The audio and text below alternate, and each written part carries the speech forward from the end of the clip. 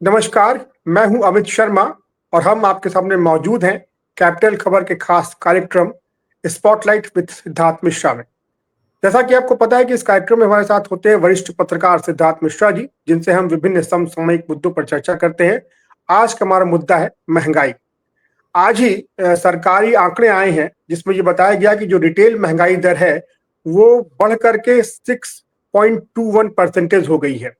और ये जो रिटेल में इन्फ्लेशन रेट जो है ये पिछले 14 महीनों में ये सबसे उच्चतम स्तर पे है। इसके पहले अगस्त 2023 में 6.83% रिटेल इन्फ्लेशन था। यानी कि इसका साफ मतलब है कि महंगाई जो है वो बढ़ रही है। अच्छा, महंगाई एक ऐसी चीज है कि सरकारें आती रहीं जाती रहीं, कभी गरीबी हटाओ का नारा दे करके इंदिरा गांधी ने सरकार बना ली, कभी प्याज की कीमत बढ़ने से सरकार गिर जाती है। तमाम मुद्दे आते हैं जाते हैं मगर महंगाई जो एक स्थायी मुद्दा रहता है। ये पिछले कई दशकों से, जब से हमारा देश आजाद हुआ है, एक स्थायी मुद्दा बना हुआ है। अभी भी चुनावी माहौल है, कई राज्यों में चुनाव हो रहे हैं, महाराष्ट्र में चुनाव हो रहे हैं, झारखंड में चुनाव हो रहे हैं, आगे भी चुनाव हैं। तो सर, मैं आपसे जानना चाहूंगा कि क्या ये जो सरकारी आंकड़े आते हैं, महंगाई जिनमें दिखाई जाती है कम ज्यादा हो रही है, इन आंकड़ों से ज्यादा फर्क पड़ता है चुनावी मुद्दों पर? नमस्कार अमित, थैंक यू। ये आज आंकड़े आए हैं। इनफैक्ट अचानक जो लगता है कि इस चुनावी माहौल में महंगाई का एक मुद्दा बन जाएगा, क्योंकि यह सरकारी, और अभी तक ये मुद्दा तो नहीं था चुनाव में। हालांकि महंगाई थी, लोग महंगाई के पिंच को फील कर रहे थे, लेकिन महंगाई का मुद्दा चुनाव में बन नहीं पा रहा था अभी तक मैंने कहीं पर भी ये नहीं देखा, ये नहीं सुना कि महंगाई पे कोई बात हो रही है, महंगाई पे कोई कुछ कह रहा है। ऐसा मुझे नहीं देखने को मिला था।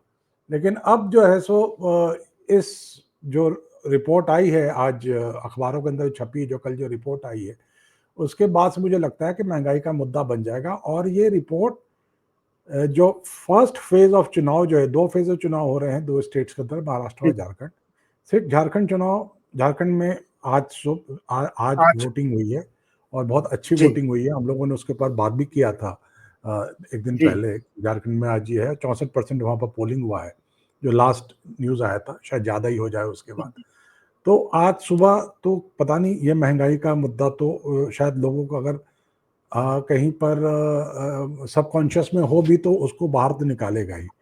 और दूसरा, और अगले 7 दिन में जो अगला चरण है चुनाव का 20 तारीख को, उस तक में कितना इसको अपोजिशन पार्टीज एक्सप्लॉइट कर पाती हैं, ये देखने वाली बात है जी। ये तो चुनाव से अलग हट करके अगर हम इस मुद्दे को देखें कि और राजनीति के मुद्दे को अलग देखें, तो आपने बिल्कुल ठीक कहा कि महंगाई का मुद्दा तो हमेशा रहा है। और अगर आपको आप तो पता नहीं, उस समय मैं भी बालक ही था उस समय, आप तो तब नवजात शिशु रहे होंगे। 1975 में एक फिल्म आई थी मनोज कुमार की, रोटी कपड़ा और मकान। तो उसके अंदर अनएम्प्लॉयमेंट और इन्फ्लेशन, कालाबाजारी, तस्करी, इन सारे मुद्दों को लेकर के वो फिल्म बनाई गई थी। और जो मोनोपोली, इन सारे मुद्दों को लेकर के वो फिल्म बनाई गई थी। और उस फिल्म के अंदर उस फिल्म में गाना था, हाय महंगाई तू कहाँ से आई।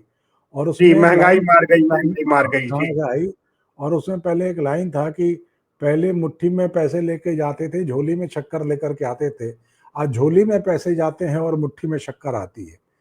तो ये वाली स्थिति जो है कि जब मुट्ठी, मतलब कि जब झोली से पैसे जाते हैं और मुट्ठी में शक्कर आती है, ये स्थिति तब पैदा होती है जबकि लोगों का इनकम कम हो जाता है। और इन्फ्लेशन तो है, लेकिन लोगों का इनकम कम है। और जो अनएम्प्लॉयमेंट की बात जो विपक्ष हिंदुस्तान में करता है, वो अनएम्प्लॉयमेंट दिखता है, मतलब वो अनएम्प्लॉयमेंट का स्तर आपको दिखता है। हालांकि सरकार उसको, और ये या जो सरकार के जो मतलब जो लोग समर्थन में बात करेंगे, हालांकि मैं कोई सरकार के विरोध में बात नहीं कर रहा, मैं एक समस्या जो देश के सामने है, जो सरकार के सामने भी है, सरकार इस पर सोचती भी होगी कुछ करना है, तो वो तो एक अनएम्प्लॉयमेंट की समस्या तो हमारे देश के सामने है। इसके अंदर कहीं पर कोई मतभेद नहीं है। और उसको राहुल गांधी बहुत ड्रामेटाइज कर देते हैं कि वो चले जाते हैं टेक्सास, चले जाते हैं, वहाँ कुछ लोगों से मिल लेते हैं, फिर हरियाणा के चुनाव में उसका इस्तेमाल करते हैं। देखिए, आपको अगर लेवल ऑफ अनएम्प्लॉयमेंट देखना है, हिंदुस्तान में लेवल ऑफ अनएम्प्लॉयमेंट देखना है, किसी महानगर में देखना है, आप जानते हैं, आप तो इंस्टाग्राम पे मेरे पिक्चर्स को फॉलो भी करते हैं। मैं सुबह अंधेरे मुंह, जो कहते हैं ना हिंदी का, अंधेरे मुंह टहलने निकल जाता हूँ, और उस समय आपको 20 साल, 22 साल, 24 साल के बच्चे आपको दूध के पैकेट पहुंचाते हुए मिल जाएंगे। ये तो सुनने में बड़ा अच्छा लगता है कि जेप्टो, जोमेटो और ये वो बच्चे आपको, और मैं उनसे पूछता हूँ कि भाई तुम लोग क्या, तो वो कहते हैं हम 2:30-3 बजे रिपोर्ट करते हैं, सुबह 7-8 बजे तक ये काम खत्म करते हैं, उसके बाद फिर कहीं नौकरी करने चले जाते हैं, फिर उसके बाद 3 बजे लौट करके आते हैं, फिर वो शाम को 5 बजे सो जाते हैं, और फिर रात को 12-1 बजे उठ करके इस काम पे चले जाते हैं। और ये वो लड़के हैं जो कि पढ़े लिखे लड़के हैं, ऐसा नहीं है कि ये लड़के कोई इलिटरेट लड़के हैं। पहले जो आपके घर पे मतलब जो दूध पहुंचाने आता था या जो सब्जी बेचने आता था, वो पढ़ा लिखा ग्रेजुएट नहीं होता था। ये सब पढ़े लिखे बच्चे हैं, सब ऐप पे काम कर रहे हैं, सब ऐप को ऑपरेट कर रहे हैं। और जो आप अगर इनसे ये पूछो कि जो इनका जो रिन्यूमरेशन जो है, इनकी आमदनी जो है वो बहुत कम है, कोई आमदनी नहीं है, और वो सारा कुछ लिंक्ड है कि आप कितने पैकेट डिक्लेयर, कोई इनके पास कोई सैलरी नहीं है, इनके पास कोई सोशल कवर नहीं है, और ये सारा कुछ लिंक्ड होता है कि आपने कितना आइटम डिलीवर कर दिया। तो एक तो मैंने आपको ये मापदंड दिया कि किस तरह से पढ़े लिखे बच्चे आपको सुबह सुबह ही दिख जाएंगे कि वो जो है सो जो जितनी ये खास करके जो ऐप कंपनी के जो दूध सप्लाई करने के लिए सुबह सुबह खास करके दूध सप्लाई करने के लिए ब्रेक। दूसरा, आपको जो अभी फेस्टिवल्स का सीजन निकला है, और दिल्ली में काफी लोग भंडारा करते हैं फेस्टिवल्स में, मतलब जितने पीछे फेस्टिवल्स निकले हैं सब में भंडारा बहुत होता है दिल्ली में। भंडारा आप समझते हैं कि कम्युनिटी फूड लोगों को खिलाया जाता है। आप देख लें कि जिस दिन भी आपके मोहल्ले में कोई भंडारा हो रहा हो, उस पर कितनी लंबी लाइन लगी होती है खाने की, लाइन लगा करके। और उसमें मैंने गौर किया ये बात कि उसमें ये जो पढ़े लिखे लड़के जो दिन में डिलीवरी बॉय का काम कर रहे हैं, कोई अमेजन के लिए काम कर रहा है, कोई जेप्टो के लिए काम कर रहा है, कोई जोमेटो के लिए काम कर रहा है, कोई ब्लिंकिट के लिए काम कर रहा है, ये सब लाइन लगा करके वहां खाना खा रहे होते हैं। जो कोई उबर टैक्सी चला रहा है, ये कर रहा है, वो सब लाइन लगा करके वहां पर खाना खाते हैं। तो जो कहते हैं कि 2 शाम खाना खाना भी लोगों को और जितनी ये जो डोमेस्टिक हेल्प्स हैं, जो इस तरह की सन्ड्री जॉब्स में हैं, अनऑर्गेनाइज सेक्टर में हैं, वो सब अपने बच्चों को, अपने परिवार को लाइन लगा देती है खाना खाने के लिए भंडारे में। तो ये सब कुछ सोशल मार्कर्स हैं मेरे ख्याल से, जिसको सरकार को, ये आंकड़े तब जगह ठीक है, आंकड़े आ गए, आंकड़े में वही बातें कही जा रही हैं कि भाई सब्जी महंगी है, तेल महंगा है, घी महंगा है, खाने के बाकी पदार्थ महंगे हैं, इस कारण से महंगाई बहुत ज्यादा हो रही है। और क्योंकि जो रिटेल महंगाई का ये जो बास्केट है, उसमें 50% जो जगह है वो खाने पीने की चीजों की से बनती है, और खाने पीने के सामान महंगे हो रहे हैं। सभी लोग पूछ रहे थे कि भाई नवरात्र के महीने में तो नवरात्र का जो 9 दिन होता है, जो नवरात्र में तो लोग लहसुन प्याज नहीं खाते, तो तब प्याज का दाम इतना क्यों बढ़ा हुआ है। और ये तो इन चीजों को लेकर के एक इशू तो है, और लोगों को इसका पिंच भी फील हो रहा है। और आप जो डियरनेस रेट या डीए जो बढ़ाते हैं, वो डीए तो सरकारी सेक्टर में लागू होता है, कहीं कहीं प्राइवेट सेक्टर में लागू हो जाए, कोई uniformly across the board Hindustan के हर एक नौकरी करने वाले व्यक्ति तक उस डीए का फायदा पहुंचता, वैसा तो है नहीं। ज्यादातर व्यक्ति तो यहाँ पर डेली वेज क्या, वो जो पर आइटम बेसिस पे कमा रहा है पैसा, उस पर कमा रहा है, तो उसके ऊपर इन डियरनेस अलाउंस या इन अलाउंसेस का क्या। तो हमारे पास एम्प्लॉयमेंट जनरेट करने में ये गवर्नमेंट अक्षम रही है, और ये जो रेट, इन्फ्लेशन के रेट जो ज्यादा आए हैं, इससे आगे चल करके अनएम्प्लॉयमेंट और बढ़ेगा। इसके अंदर आपने अगर एनालिसिस देखी होगी, जैसा अभी आप कह रहे थे, एक इसकी एनालिसिस अगर आपने देखी होगी, तो उसमें ये लगा है कि जो लोन के जो रेट्स हैं, वो जो एक्सपेक्टेड थे, जो पिछले अक्टूबर में जब था कि भाई लोन रेट्स क्यों नहीं सरकार कम कर रही, तो तो अक्टूबर में होना चाहिए था। यूएस में फेडरल रेट्स कम हो गए, यहाँ क्यों नहीं हो रहा था? अक्टूबर में होना चाहिए था, अक्टूबर में नहीं हुआ, लेकिन अक्टूबर में लोगों ने कहा कि दिसंबर में बिल्कुल हो जाएगा। लेकिन जब इन्फ्लेशन रेट इतना भाग गया है तो मुझे तो नहीं लगता कि लोन रेट्स कम होंगे। लोन जो जी नहीं ब्याज के जो लोन लोगों ने ले रखा है उस पर कोई रेट, और जब अगर लोन रेट्स जब बड़े होते हैं तो फिर जो रियल एस्टेट सेक्टर है या ऑटोमोबाइल सेक्टर है, इनमें जो है सो आम आदमी, कॉमन इन्वेस्टर तो लेना बंद कर देता है, मतलब सामान खरीदना लेना उससे, और उससे आगे चल करके मैन्युफैक्चरिंग इफेक्ट होती है, उससे कंस्ट्रक्शन सेक्टर इफेक्ट होता है, जो ये एम्प्लॉयमेंट जनरेटिंग सेक्टर्स हैं वो इफेक्ट होते हैं, और महंगाई की मार इस करके ज़्यादा पड़ती है क्योंकि अनएम्प्लॉयमेंट का लेवल भी बढ़ जाता है। जी जी जैसा अभी आप बता रहे थे सर कि जो वो फिल्म आई थी रोटी कपड़ा मकान मनोज कुमार की, जिसमें गाना था महंगाई मार गई, लगभग 50 साल अब उस फिल्म को हो रहे हैं। और भी हाल में एक फिल्म आई थी आमिर खान की, पीपली लाइव, उनके प्रोडक्शन में, उसमें भी बड़ा गाना बड़ा फेमस हुआ था, महंगाई डाइन करके।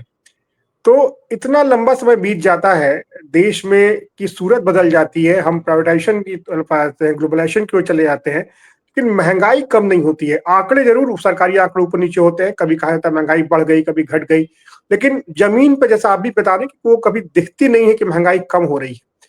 आखिर कैसे कम होगी महंगाई सर? देखिए, जो कहीं ना कहीं तो मतलब ये जो जो ये खाने पीने के सामान के बारे में तो मैं ये कह सकता हूँ कि जो ये ट्रेडिंग क्लास की जो मोनोपोली है, ये तो काफी हद तक, और जो पुराने जमाने में जो हम लोग जो कि लोग उसको ये कहते हैं कि भाई वो परमिट लाइसेंस राज था और ये था वो था, वहाँ गोदामों पे रेड्स पड़ते थे, सामान बाहर आता था, निकाला जाता था, तो वो चीज़ें तो अब रही नहीं। तो कहीं जी ना कहीं तो ट्रेडिंग क्लास जो है सो मैनिपुलेट करता है, इसमें तो कहीं पर कोई शक नहीं है, वो अपने प्रॉफिट के लिए काम करता है। आज के संदर्भ में जो वो अपने प्रॉफिट के लिए काम करता है, और आप जो वेरिएशन है प्राइस का वो भी बहुत ज़्यादा है। कभी क्या होगा कि जो कई बार आप अखबारों में ही पढ़ते हैं खबर कि कई बार किसी हार्वेस्ट में इतना ज़्यादा हार्वेस्ट हो गया कि उस हार्वेस्ट को उन्होंने नष्ट कर दिया खेतों के अंदर, उस जी हार्वेस्ट को उन्होंने बेचने के बजाय नष्ट कर दिया, खेतों के अंदर फेंक दिया, और वही सामान देश के दूसरे भाग में जो है सो बहुत ज़्यादा मूल्य में मिल रहा है लोगों को। जी मुझे एक बार याद ये आया आपने था बात जब जब प्याज का दाम, जिसमें कि बीजेपी की सरकार दिल्ली में चली गई थी, शीला दीक्षित प्याज के प्याज पे तुल करके दिल्ली में आ गई थी। उस समय जो इलेक्शन कैंपेन में वो जाती थी तो उनको प्याज में तोला जाता था, और वो फिर तुला हुआ प्याज जो है लोगों के बीच में बांट दिया जाता था। ये उस समय का मुझे जी याद है। यही मैंने बताया। तो जी यही वो मुझे भी मुझे याद है, याद है, मैंने तो उस समय भी। बिहार से एक मुझसे मिलने आया करते थे, वो राइटर भी थे और वो किसान एक्टिविस्ट थे। कृष्ण मुरारी सिंह किसान नाम था उनका। जी वो बताते थे कि शेखपुरा में और वो लखीसराय में प्याज जो है वो सड़क पे फेंका जा रहा है क्योंकि कोई उठाने वाला नहीं है प्याज को। तो हमारा एग्रीकल्चर सेक्टर में जो ये इनकॉन्ग्रुइटीज जो हैं, जो इनइक्वालिटीज हैं, इसका कोई आंसर, तो इनका कोई उस तरह का नेटवर्क इंफ्रास्ट्रक्चर बिल्ड करने में सरकार सक्षम नहीं रही है, मैं तो यही कहूँगा।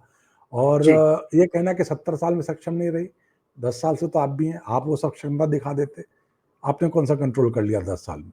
तो ये चीज़ तो मतलब किसी पे टाल देने वाली बात नहीं है। ये एक आत्मनिरीक्षण की बात है, सेल्फ इंट्रोस्पेक्शन की बात है कि क्या, व्हाई इज दिस हैपनिंग, ये क्यों ऐसा हो रहा है? किसान रोता है कि मुझे दाम नहीं मिल रहा है, दूसरा जी खरीदार कहता है कि मुझे बहुत महंगा मिल रहा है। तो इसके बीच में जो ये गैप है, इस गैप में कौन कौन प्रॉफिट मेकिंग कर रहा है, कौन कमा रहा है, ये तो बहुत ज़रूरी है, जानने वाली बात बहुत ज़रूरी है ये। और जी महंगाई का इशू तो मैंने जैसे पहले भी कहा कि महंगाई का इशू इस करके ज़्यादा आज के तारीख में डोमिनेंट है, लोगों को पिंच फील कराता है, क्योंकि अनएम्प्लॉयमेंट की मार बहुत ज़बरदस्त मार है। अनएम्प्लॉयमेंट की मार बहुत ज़बरदस्त मार है। और इस करके लोग महंगाई को लेकर के ज़्यादा परेशान है। एक चीज़ मैं और बताऊं कि गवर्नमेंट कभी प्रोएक्टिवली महंगाई कंट्रोल करने के कोई मेजर्स भी नहीं लेती है। हम आप दिल्ली में रहते हैं। जी। दिल्ली में शीला जी इस बात को कभी नहीं भूली कि वो प्याज में तुल करके सरकार में आई थी। इस बात को कभी नहीं भूली वो। तो हर एक साल जब ये प्याज का दाम बढ़ता था तो दिल्ली स्टेट सप्लाई कॉर्पोरेशन की ट्रकें सब जगह लग जाया करती थी और वो एक कंट्रोल रेट में 25 रुपए किलो रेट पे एक किलो प्याज का पैकेट बना के बेचा करती थी, कई पॉइंट्स पे था। तो वो प्लस जब गेहूं का दाम बढ़ता था या दाल का दाम बढ़ता था तो केंद्रीय भंडार के मार्फत इनके मार्फत सप्लाईज की जाती थी। गवर्नमेंट का एक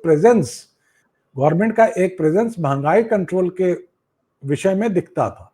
लेकिन आज के तारीख में तो कोई है ही नहीं। मतलब जी। ये काम स्टेट गवर्नमेंट का होता है। इसके लिए मैं केंद्र सरकार को दोषी नहीं ठहरा सकता। ये तो स्टेट गवर्नमेंट का स्टेप्स होना चाहिए कि वो कैसे लोगों को बीट करे।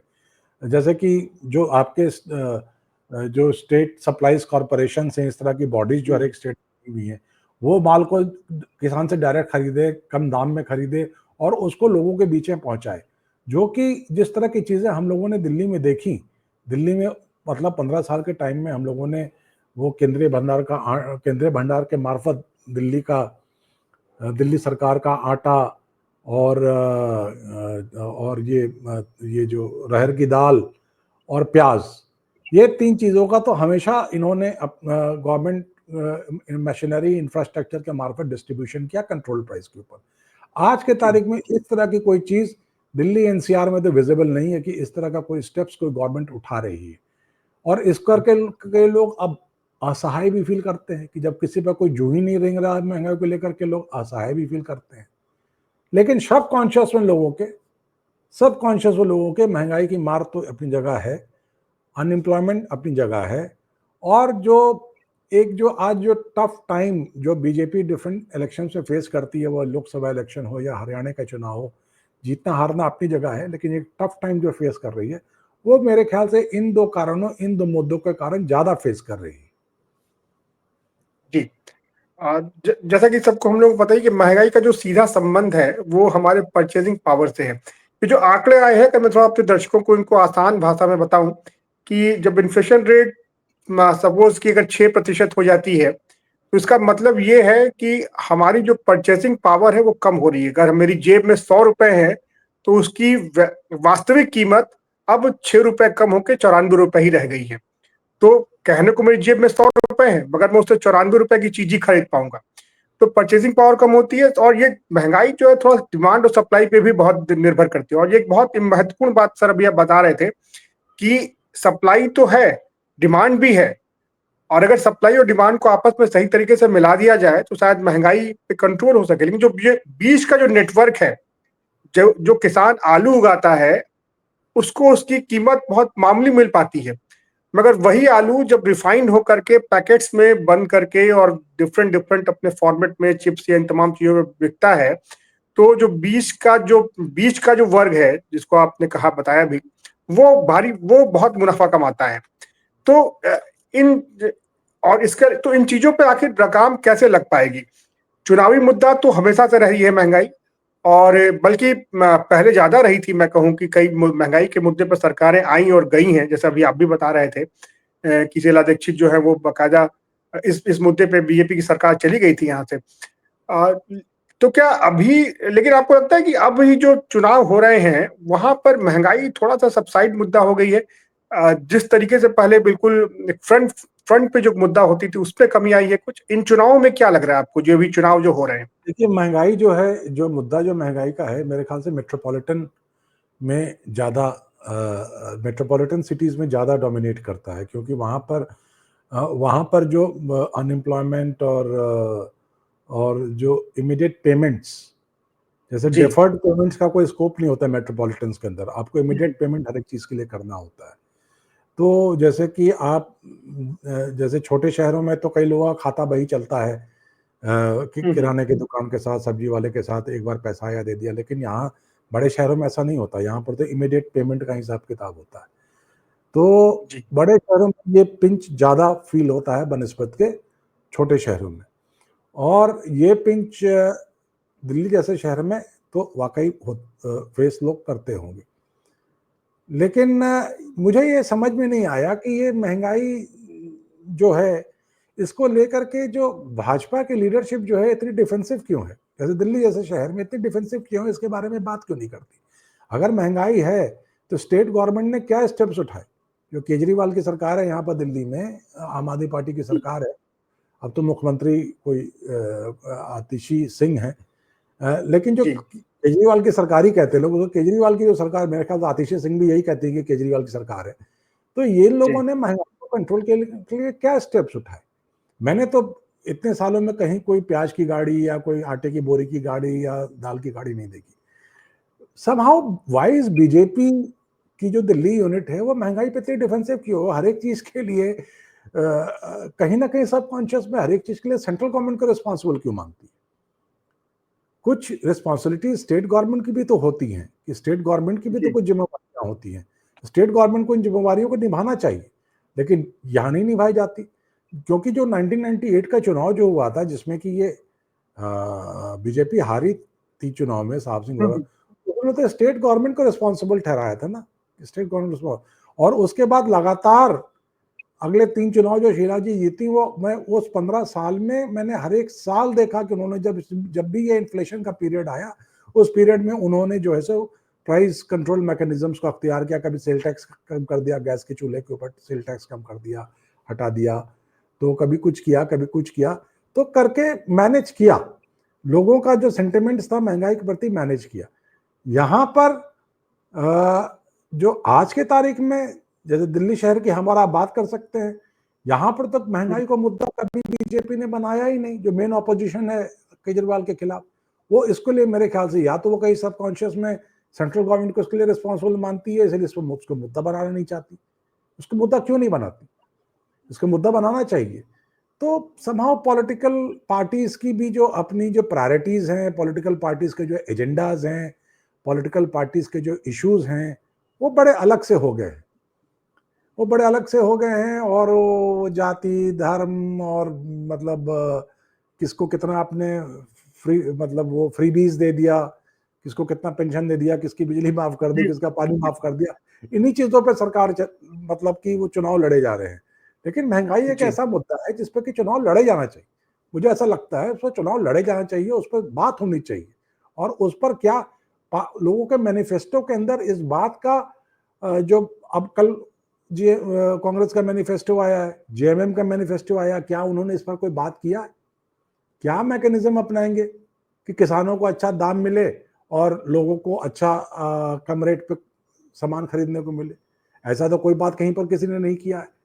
तो और किया भी है तो पासिंग में, उसको कोई मेन मुद्दा नहीं बनाया उन्होंने। मेन मुद्दा बनाया कि हम पेंशन दे देंगे, मेन मुद्दा बनाया हम आरक्षण दे देंगे, मेन मुद्दा बनाया हम फ्रीबीज दे देंगे। इसको कोई मुद्दा क्यों नहीं बनाता, ये मुझे समझ में नहीं आता। क्योंकि महंगाई और अनएम्प्लॉयमेंट ये एक ऐसे पैरामीटर्स हैं जो कि देश की इकोनॉमी की तरफ रिफ्लेक्ट करते हैं, देश की प्रोग्रेस को की तरफ रिफ्लेक्ट करते हैं। और हम लोग, हमारा देश आज की तारीख में महंगाई से जूझ रहा है।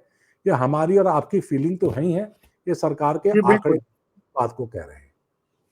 जी बिल्कुल बिल्कुल। और हालांकि जैसा कि माना जा रहा है कि हमारे जो देश की विकास दर है, जैसा वैश्विक स्तर पर भी आकलन लगाया जा रहा है कि आने वाले समय में बेहतर होगी, और दूसरी जो देश है उनसे बेहतर अनुमान लगाया जा रहा है कि 7% के आसपास रहनी चाहिए। उसमें एक बहुत बड़ा हिंड्रेंस है ये महंगाई और अनएम्प्लॉयमेंट वाली जो बातें आप बता रहे हैं सर। जी समय हमारा हो रहा है। मुझे एक याद आ रहा है कि मनोहर श्याम जोशी जी की बड़ी बड़ी फेमस किताब थी नेताजी कहें, जिस पर बाद में सीरियल भी बना था, कक्का जी कहें, जिसमें ओमपुरी ने मुख्य भूमिका निभाई थी। उसका कुछ मैंने काफी पहले पढ़ी थी, मगर मुझे कुछ थोड़ा सा याद आ रहा है कि लौकी मतलब जो तुरई जो सब्जी होती है उसका दाम बढ़ जाता है, तो जो मुख्य किरदार है वो बताता है कि भाई इसके भी दाम बढ़ गए। तो व्यंग्य में जो उस किताब में बताया गया है कि भाई सबके दिन फिरते हैं, तो अगर लौकी के या तुरई के दिन फिर गए हैं तो आपको क्या दिक्कत हो रही है, उसके दाम बढ़ गए हैं तो। और उसमें एक और दृश्य है जहाँ हीरो पर सेल लगी हुई है, डायमंड की बिक्री पर सेल लगी हुई है 5 से 10% की। तो दुकान में इतनी भीड़ उमड़ रही है कि जगह नहीं बच रही है, तो और तो वहां तो मतलब ये जो चीजें हैं ये सालों से चली आ रही महंगाई। अच्छा, ये काफी पहले ये किताब लिखी गई है, और ये जैसे अभी आपने जिस फिल्म का जिक्र किया 1975 की फिल्म है, तो उस दिन जो कहा गया, उस दिन जो बात कही गई, वो आज भी एज इट इज देखें तो कॉन्टेक्स्ट उसका बिल्कुल सेम रह रहा है, कहीं कोई अंतर नहीं आई है। तो मतलब है कहीं ना कहीं हम पिछले तमाम इन दशकों में आजादी के बाद से इस मुद्दे को उस गंभीरता और गंभीरता से नहीं ले पाए हैं, और वाकई इस पे काम नहीं हो पाए। आपने आज बहुत ही बिल्कुल जमीनी स्तर की जानकारियां दी सर। आंकड़े तो आते ही हैं, आंकड़े तो हमेशा रहते हैं, कभी कम होते हैं कभी ज्यादा होते हैं, लेकिन महंगाई जो हमें अपने आसपास दिखती है, कहाँ कहाँ दिखती है, कैसे कैसे दिखती है, और लोगों में अब जैसे पहले मुद्दा बनता था उस तरह से अब उसमें कमी भी आ रही है। भी आपने बताया कि चुनाव में ये मुद्दा होना चाहिए, इस मुद्दों पर चुनाव लड़ा जाना चाहिए। ये तमाम बातें आपने आज जानकारी दी, काफी गहन चर्चा आज की रही, और बहुत बहुत धन्यवाद सर आपका। इस मुद्दे पर इसको इतने आसान तरीके से, इतने आसान इस बल्कि कहें कोई स्टैटिस्टिकल मुद्दे को इतने आसान तरीके से बताने के लिए, समझाने के लिए, समझने के लिए बहुत बहुत शुक्रिया सर आपका। हम अपने अगले एपिसोड में फिर मिलेंगे आपसे। तब तक आप बने रहिए हमारे चैनल के साथ, देखते रहिए। कई एपिसोड्स हमारे आ चुके हैं हमारे चैनल, हमारे यूट्यूब चैनल पे, कैपिटल खबर पे, और आपसे निवेदन है कि आप इसे देखिए, लाइक कीजिए, सब्सक्राइब कीजिए, कमेंट कीजिए और शेयर भी कीजिए दूसरों के साथ, ताकि वो भी समझ सकें इन तमाम मुद्दों को। आज के लिए इतना ही। बहुत बहुत धन्यवाद सर। थैंक यू, नमस्कार। धन्यवाद।